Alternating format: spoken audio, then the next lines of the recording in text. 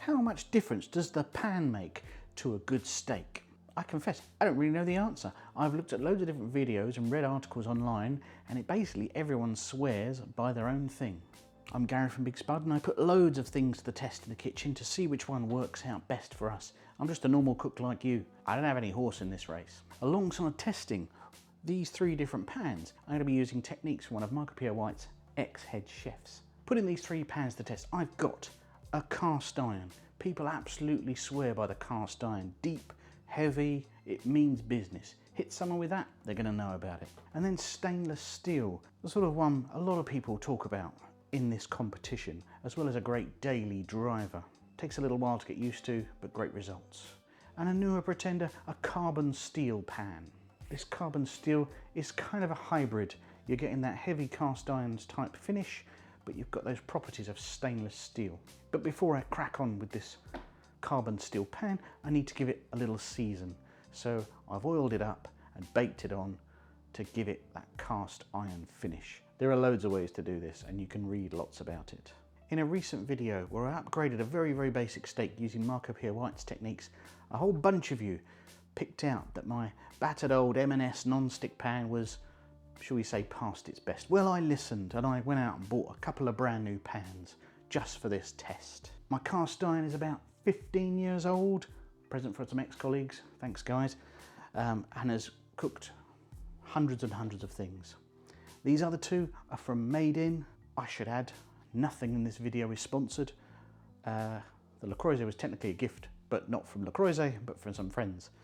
The Made Ins I bought with my own money. They don't know I'm making this video. The steak is from Marks and Spencer's. Why is that? Well, M&S, I think, are the only British supermarket who can guarantee and trace every piece of meat back to an animal, and in my opinion, offers superb beef. Probably the best you'll get on the UK high street. To try and minimise variables here, so we're just dealing with the pan, I've bought the same batch of beef.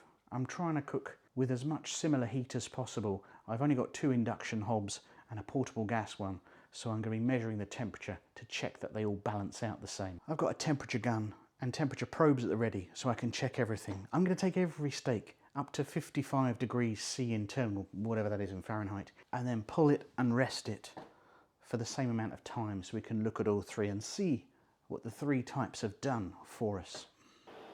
So here's Chef Walter Trupp, and he was once Marco Pierre White's head chef. He knows a thing or 2 about cooking hundreds and hundreds of steaks to order every night. In fact, he's done a great video on how to treat your steak perfectly. Check it out here. But here's some of the big tips he uses.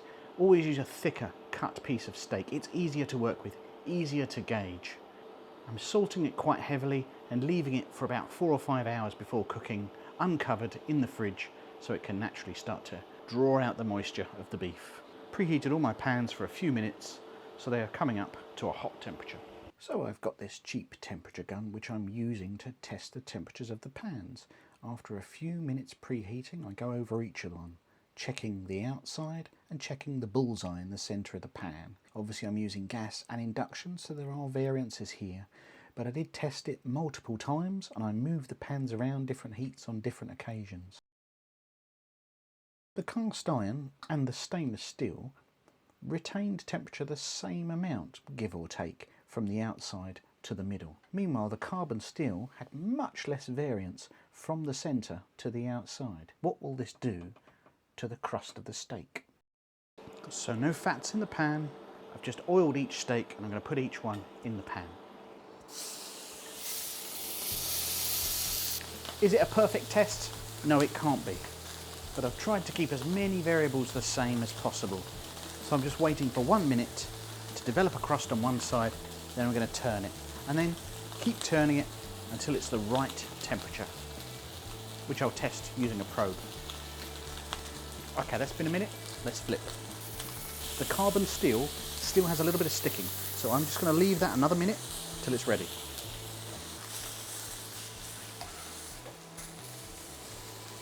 Both the cast iron and the carbon steel are developing an almost black crust on it.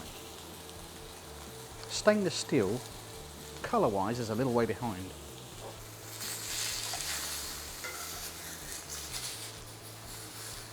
When they reach about 50 degrees, that's when I'm going to take them off. Again, just turning pretty often. Just for the last minute. Little butter in the pan, because it's a lot of fun.